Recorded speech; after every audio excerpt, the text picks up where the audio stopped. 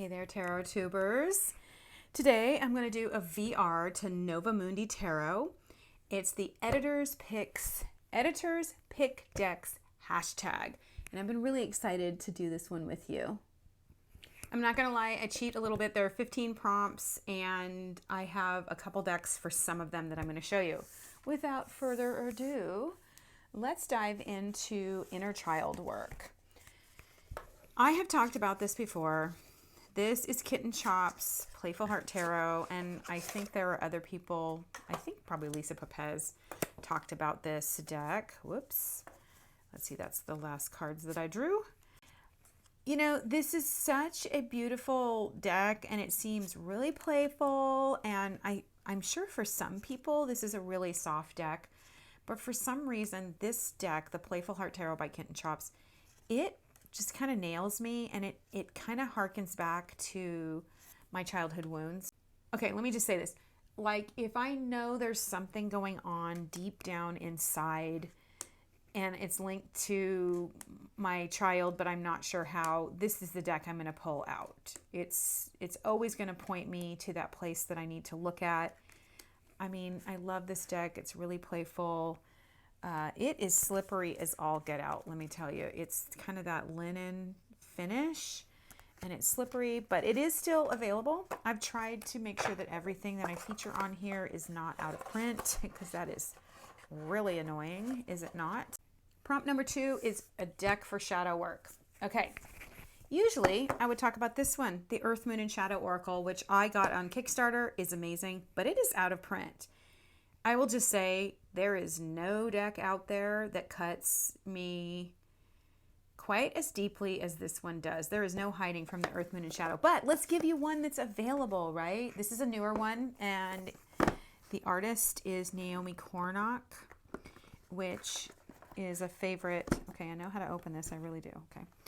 A favorite of mine, and this is the Call of the Morgan Oracle. I think sometimes when you're doing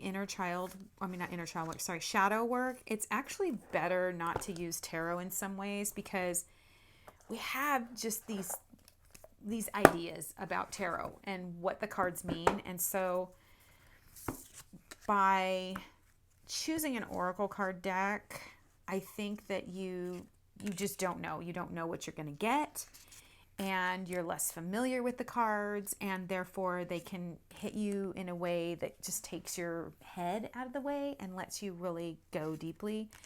As you can see, look at this.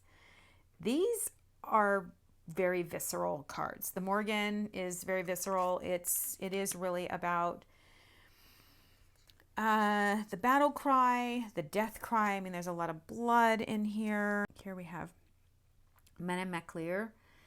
And you can see like just all the spirits coming up. So these can be a little bit disturbing. And if you've never worked with the Morgan, then you'd be going deep when you hang out with the Morgan. So this deck, the artist Naomi Kornock, and it's written by Stephanie Woodfield. She partnered. Put the deck over the box. I put the book over here. Here's the book, and the book is really incredible. Like each card. So there's different suits in here. So I opened up to Otherworld Guides, so we'll go to there. And so it's got the keywords, and then it's got the story. It's got the divinatory meaning, and a spell to see clearly. So it's got like a little spell that goes with it, so you can actually work with this. And I love the little chants that she has in here. You're pulling, you really are going deep. You're pulling back your flesh and taking a look inside when you work with the Morgan. I will say this box is quite chunky.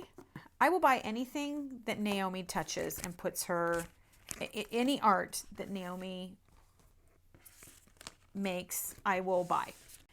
It's channeled artwork, and the messages that are written on here by Stephanie Woodfield are powerful. They go deep, and they're going to help you peel away the layers to look at your shadow. Number 3, third prompt is Deity Work or Spirit Guides, and I chose the Mists of Avalon Oracle by Rose and Sarah. So I chose this because I'm a practicing druid and I'm an animist, and for me, when I want to connect with deity, I'm going to do so through connecting to the earth, and this deck just really does it for me. There are actually deities in here. I'm going to just see if I can find them, maybe towards the bottom a bit. There's quite a few, actually. Arianrod, Caradwen, Bloldeweth, Rhiannon. There's like The Lady of Shalott is my favorite Tennyson poem. So this deck just really gets me in that place of getting into my body, and then I can connect through journey work. I do a lot of shamanic journey work. I'm in a program right now to move into doing that more professionally along with the readings that I give. So the way that I use this deck is I can choose to I can use this as my springboard into the spirit realm. And then I can choose a position. Either I can do all 4 positions or just 2. If I want, I can do the conscious mind and the unconscious mind. I can do what supports me and what covers me if I want. And then I can use these keywords that are on each one of the cards. Something that's really neat about this. So you can set up all of this ahead of time and decide what positions these are going to be with working with your guides. Something to let go of, something to embrace. You know, there's all different ways to do that.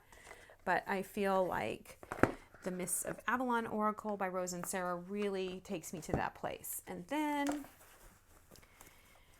this is the Druid Craft Tarot.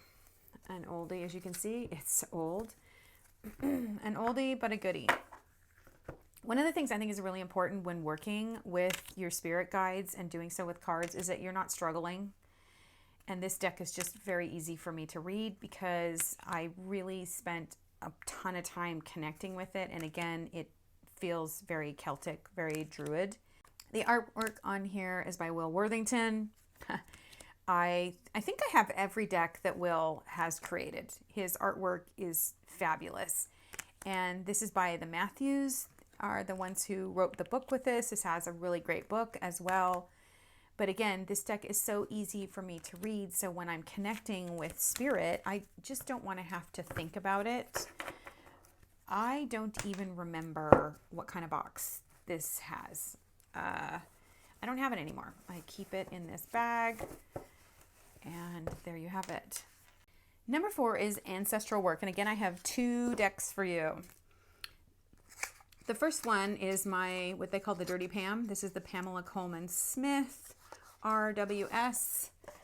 And you can see that it's had a rough time. This exact coloration is out of print, I'm sorry to say. When working with my ancestors, I, again, don't want to be questioning. I also want something that feels I learned to read with RWS. So if you didn't learn to read with RWS, this might not be a good recommendation. But for me, I don't want to be overly guessing what my answers are when I'm working with my ancestors. Shameless plug here, everyone. I teach an ancestral divination course. It starts every fall, so that's starting really soon. And it winds down. It's a 3-month-long course, and you learn all sorts of stuff on different ways to connect with your ancestors through divination. And it's not just cards, but there's a huge amount of card spreads that we go through and live meetings. So this Dirty Pam, I don't have to think about it. I know that I'm going to get the messages and they're going to be easy for me to receive. And then I have an oracle deck for you. Man, I have not taken my allergy meds and I'm paying for it. The Wisdom of the Divine Feminine, and this is by, oh my goodness, every time this happens, Jenny Han and Jessica Ricchetti. So this actually sits on my ancestral altar, and while I'm teaching that course, this is the deck that I work with, and there's a lot of reasons why I work with the Wisdom of Divine Feminine. First of all, The cards just hit me on such an incredibly soulful level, and I feel like part of connecting with your ancestors is getting into your body, because we carry the DNA of our ancestors with us, and so we carry the programming, the codes, the gifts that they have given us, and also the things that we're here to clear by working with our ancestral line. And so to me, that's very divine feminine work. There's divine masculine work in there as well. But for me, this just does it. I love how these really work on my subconscious. They come in, they're very healing. Just looking at the book here, you have the card and the name of it, and then you have like keywords, and you have like a little sort of mantra, and then there's kind of this poetic declaration from the card to you, and those are very beautiful. And then of course we've got, they're talking, they talk about the card itself, and these are very therapeutic cards. So like, let me just read you the end of this one right here for blossoming. Notice if there are any areas of your life that you are trying to force open into bloom. Witness witness what is blossoming, and find ways to honor and celebrate that. Nourish your roots. I find that when I'm working with my ancestors and I'm trying to work on clearing something or healing something in my family line, then it is really easy to use that to use this deck to do that. There are contemplations and there's a ritual. So you can use this deck by, using one part of the book. Look at this. I mean, it's really fabulous.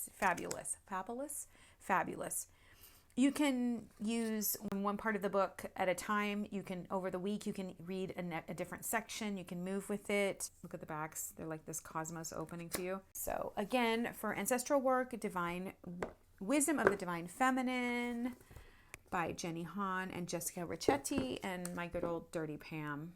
Number 5 is Divination, and to me that is, getting some answers, kind of divining what's going on with a situation. I'm going to give you 2 unlikely suspects for this. They're both oracles. The Enchanted Oracle. Isn't that terrible? It doesn't have a box, but she did send me this. You can get this on Etsy. It's great. The Enchanted Oracle. And the reason why I like this is because when I'm trying to divine what's going on, first of all, I do not believe in predictive tarot. I don't read for people that way.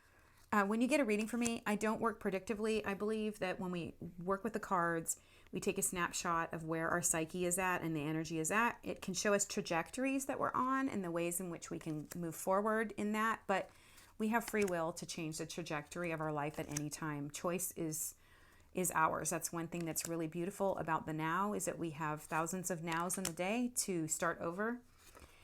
But what I want, there it is, the Enchanted Art Oracle cards by Mimi Pettibone. What I want when I'm doing divination is I want something that is really going to spark my mind onto thinking about something that I need to think about. Because if I'm looking to divine, I'm feeling lost. So look at these. It's okay to do that thing you've been wanting to do. Make the choice that empowers you. These cards are so cool. I can pull one of these cards and then I can use tarot with them. Only in the darkness can we see the stars.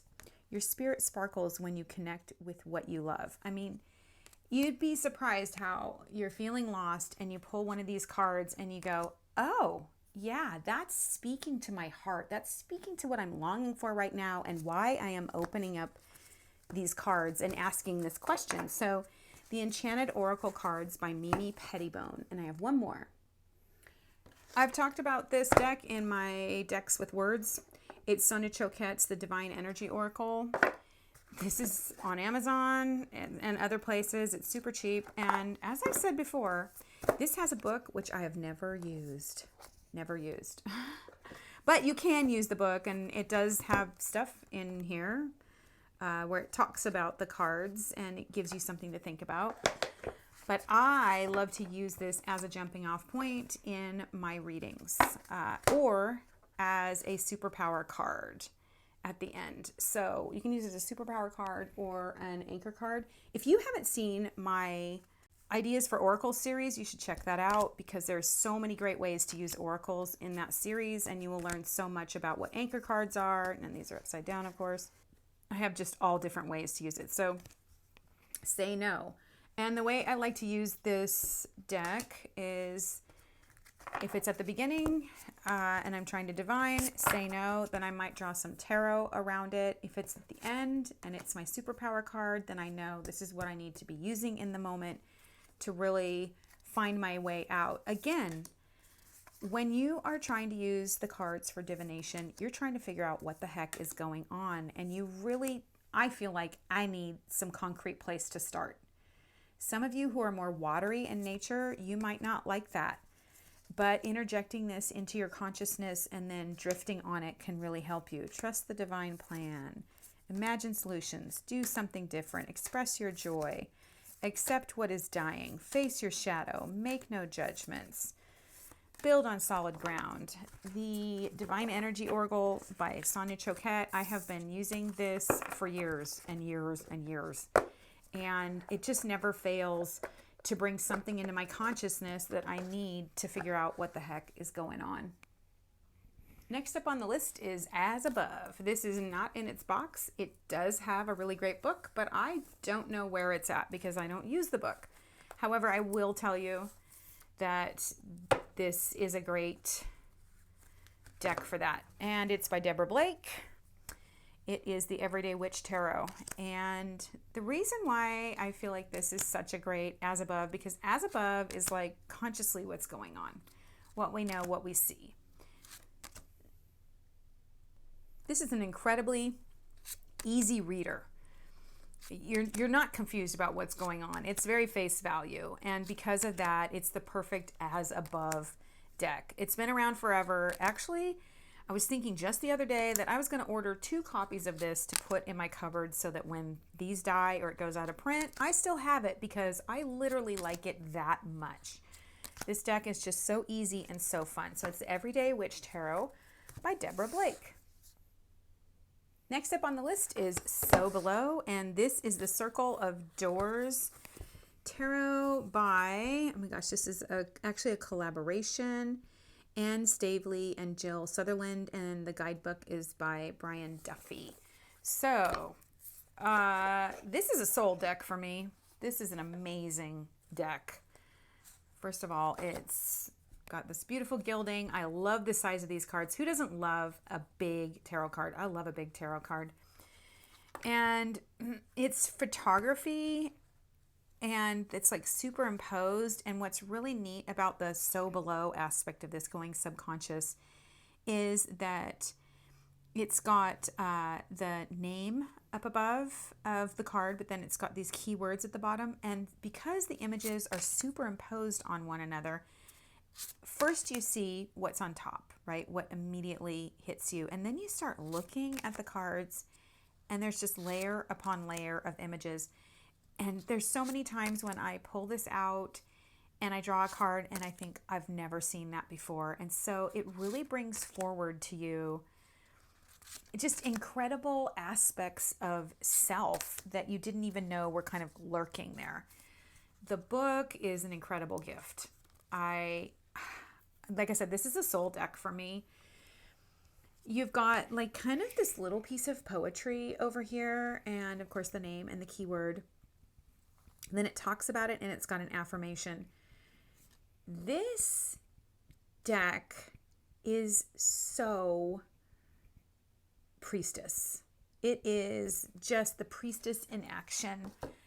That holding space, that going deep, that, you know, wise woman in the woods that comes out of the cave with the answers. I love this as a As Below deck, and like I said, this is a soul deck. I will always love this deck for going deep. And again, if you read tarot, then you will be pleasantly surprised, and you will learn so much more about the cards from a completely different angle by having this deck and book. It really is incredibly fabulous. So this is the Circle of Doors Tarot by Anne Stavely and Jill Sutherland, with the guidebook written by Brian Duffy. Next up on the list is your Hug deck, and this is the Genius Garden Tarot by Jessie Huntenberg. She sent this to me. She's a fellow YouTuber, everybody. If you're not familiar with her, you can check out her channel. Comes in this great box. You don't have to buy the book, but I would recommend it. And I'll talk about that in a minute as to why. Here are the backs. Very different. Look at that. Like, I love the sides. Gilded. I love a gilded deck. I know some of you are just anti-gilding, but I love gilding. So I just always feel so held by this. There is such a softness to the images. Like, look at this Lover's card. Have you ever seen anything like it? It's just so hidden and mysterious and yet powerful, this silhouette. I always feel so held by this deck. And I actually will read with this at different fairs that I go to, and people love it. I know when somebody chooses this, they have a very watery or earthy sensibility to them, and they are looking to be held. And so this deck definitely does that. The book is worth getting because Jessie has a take on the cards that is so beautiful. It's very holistic. It's very healing. It is like getting a hug. It's not toxic positivity, but it does bring you to yourself in a way that's like you feel held. The major arcana have journaling prompts. Minor arcana do as well. So that's kind of nice too, because you can actually use the journaling prompt to bring in an oracle card to answer that, or you can just sit down and think about it. Like, I like to talk about it out loud. I know that this is still available. Jessie Huntenberg's Genius Garden Tarot. I feel like I learned something incredibly new about the cards because her take on tarot is different. And again, it's coming from, like, I'm a really pragmatic person. I mean, I can hug you in a reading, but don't come to me for a reading unless you really want the truth. I'm going to work with you, but this just kind of softens it. There's something about her that is just, I'm here to embrace you. I'm here to hug you. The Genius Garden. It's a great tarot. Number 9 is your Feel Good deck, and this is a newer deck. It's by Jessica LaHound, and it's, or LaHound, sorry. LaHoud, sorry, I'm adding an end. Jessica LaHoud, illustrated by Amanda Clark. It's the Enchanted Earth Oracle. Look at this great box. I love the way this flips. It's so bright and beautiful. It's got this cobalt blue or cerulean blue ribbon in it. And then, of course, you've got this, what is this? This is holographic edging on it, and then you've got these, this kind of illustration just makes me feel good. It's got this folk art feel to it. There's a softness to it.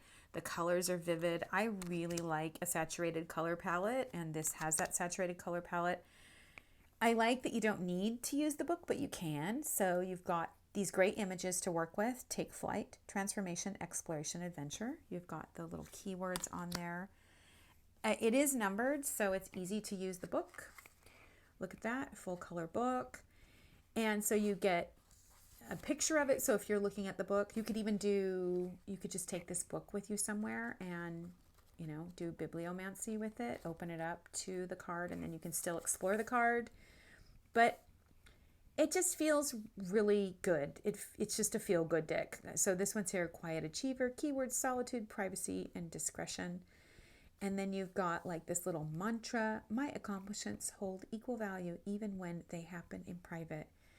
And then there's just this great little, it's like a talking to, but a talking to in a good way. Like, let's sit down and talk about this that I leave feeling good about. And you can see here is ritual stream of consciousness. So you've got like some little extras throughout the book. They're not on all of them, but just every once in a while you'll find them in the book. Next up is the Most Versatile deck. This is by Kathy McClelland, and it's the Star Tarot. So I chose this as most versatile because this is Writerweight Smith with a touch of Thoth mixed in. And those of you who Thoth, I don't know how you want to say it. That's how I'm saying it. So for those of you who read with Thoth, you will appreciate this deck. And those of you who read with Writerweight Smith, you can still get it. And so I love the imagery in this. Again, I love the saturated color palette. These are really thought-provoking. So if you want to go deep and really dive into something, you can do that. If you want to kind of skim the surface, I find this to be an easy reader because there is so much symbolism to pull on that you don't need, you don't need to read the book, but you can read the book. You can do this for inner child work. You can use this for reading for others. I think this actually works as a great deck for reading with children because there's so much going on. The cards themselves tell a story, and it's a great way to engage kids. I think this might even be a great kids deck for them to learn on because there's so much here for them to tell a story about as they work with the cards. Then the book, of course, it's a chunky Llewellyn book. We all know I do not like these Llewellyn boxes, but you get the astrological association and actually where it falls in the Decan, which is super fun. And of course, plenty of people disagree on this one, but this is what she's got. She's got the lunar cycle, keywords. She's got about the card. She talks a lot about the symbolism, which I very much appreciate.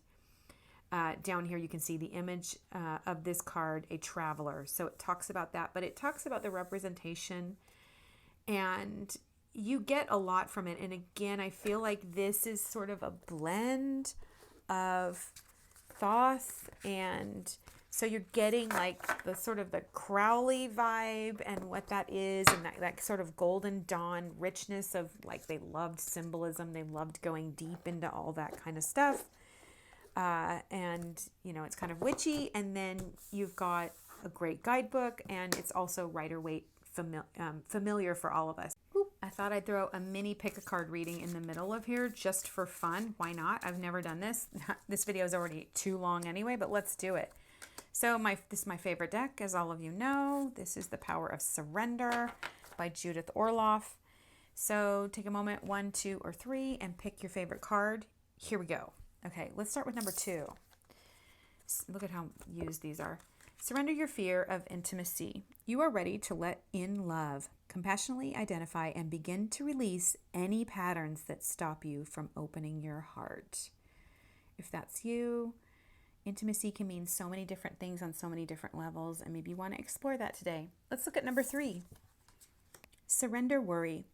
Make a commitment not to lead an anxiety-driven life. When worries arise, breathe them out of your body. Focus on the power of your heart and have faith that Spirit is guiding you always. I think that speaks for itself. I can be a worrier, and there's nothing that you can add to your life about through worry. You simply take away from the now by not being present. So stay present with what is. That's where the opportunity is, and that's where flow is. Okay. Card number 1. Surrender to Spirit. Once you've done everything you can to achieve a goal, turn the situation over to the divine. Let Spirit work its magic for you. If you're somebody who's constantly pushing to try to get there, or you're feeling like you don't know what to do, what a great card to get, because you can just surrender to Spirit and know that that higher power, whatever you believe in, is working for you and not against you. Most inspiring deck, and I have chosen one that I've featured in a lot of old videos. I think especially in the Scary Cards series, I kind of used this, and in my ideas for oracles, this is the Tarot for Transformation. Tarot of Transformation, sorry. Tarot for Transformation is Drea's book. So I love this deck. So what does it mean to be inspired? When I want to be inspired, I need something that's going to take me to the next level. I need something that touches me with its artwork and kind of touches all different levels. Touches my body, touches my mind, touches my spirit, touches on all the different elements. This is really good at diving into the elements. It has a real, like, I don't know, 1980s Starhawk feel to me. If you know who that is, then let me know down below. I've said this before. This is the crappiest cardstock ever, but I just continue to love this because the artwork is to die for. And what you see is this is really about what you get from the card when you pass through it, how you're transformed by it. So you get 6 of discs and it's Web of Life. And then it has this great book. You can buy this directly from the author, which is Willow Ariane, probably, and Jasmine Lee Corey. Okay, so you can buy this directly from them. I don't think it's on Amazon anymore. And, you know, you can even see the writing is like an old book from, it looks like it's from the 90s. And this really talks to you about the transformation that you're going through as you face these cards. And for me, when I want to be inspired, I need to be transformed into something new, because inspiration to me is kind of like being born from the cocoon, like actually emerging. When I'm inspired, I take off, I rise. And so, I mean, just look at these images. They are, you know, 10 of Swords, leaving the story. Teacher of Wands, spirit in matter. 2 of Discs or Pentacles, balance in material life. I mean, so it's what you get out of walking through the lesson of the card. Like I said, just terrible cardstock, but the art is amazing and it's so beautiful, and I continue to partner with this deck. This is the Tarot of Transformation by Willow Ariane, I think that's it, and Jasmine Lee Corey. Best deck for beginners. Okay, so I kind of want to recommend this deck in 2 different points. So I'm going to start here. This is Ethony's Cosmic Wisdom Tarot. Great beginner book. Awesome box. I'm not going to pull them all out, but so this deck has great symbolism. If you are learning to read, it's going to be so easy and intuitive. It's got all of the typical Writerweight Smith imagery in it, and yet it's modern to a certain extent. I love the color palette on this. Again, saturated color palette. It's got these dark borders that are unobtrusive, so I feel like when I lay the cards out on a table, a story or picture appears. Like the borders don't get in the way. They don't distract from the cards. This is so easy to learn from because there's all the typical symbolism that you would need if you were using the traditional Rider-Waite Smith. And then of course the book. Like this is like a cheat sheet. So if you're just learning, it's really great. She outlines the different symbols that are in the card, thank goodness, because how often do you look at something and think, what is that supposed to mean? You know, so you get this outline. You have an upright and a reversed and a yes or no. Like, is this a yes or no card? And then it's got like just this little blurb on it. So let's talk about 7 of Cups. With so many options open to you, it's vital to understand what way forward is just a shiny distraction and which one is worth your effort. And that's totally how I feel about this card. This card to me lets me know that I'm looking for something outside of myself instead of within. Great, great learner's deck. I am going to pull this out for one more category because I like this deck that much. This is, again, the Cosmic Wisdom Tarot by Ethony. I know that this is still available, so you can watch her. Ethony is a hoot. She is no nonsense. She doesn't pull any punches, and she's funny as all get out. You will love watching her on YouTube. Okay, so the Cosmic Wisdom Tarot by Ethony. For professionals. Okay, so I really like the Fifth Spirit Tarot by Charlie Claire Burgess. And I'm going to also feature another one on here as well. I am a professional reader. You can book a reading with me by checking out my website. I also teach classes on tarot, so check that out. Get on my mailing list down below. Sign up. So when I go out, I live in Oregon, and so I work with the queer community a lot, and I feel like this deck really, so it is a little pippy, but 9 of Swords, look at this, all of these, like a razor blade, a saw, a dagger, a scythe, I mean, it's just a needle, Like it's got 2 different needles on here. That's so 9 of Swords. The Lovers. This is kind of a non-binary. I find that younger Generation Z people tend to like this deck a lot. It doesn't hem in the reading very much because it leaves a lot open. But look at this 4 of Pentacles. It's just awesome. Awesome. And I find that they really vibe with it. I find that the queer community really likes this a lot. So I think this is a great deck to have in your professional quiver. It's got the Fifth Spirit Tarot. It's by Charlie Claire Burgess again. It's got a guidebook. You can see I don't really use guidebooks, but I have gone through this guidebook. There are some little insights in here. Let's just look at this. Justice asks you to step into your own authority by taking responsibility for your actions, asserting boundaries where necessary, or demanding accountability. So, you know, I think it's a great, I mean, I think this is a good deck to learn with too, but I think this is a great professionals deck. And then I've got one more.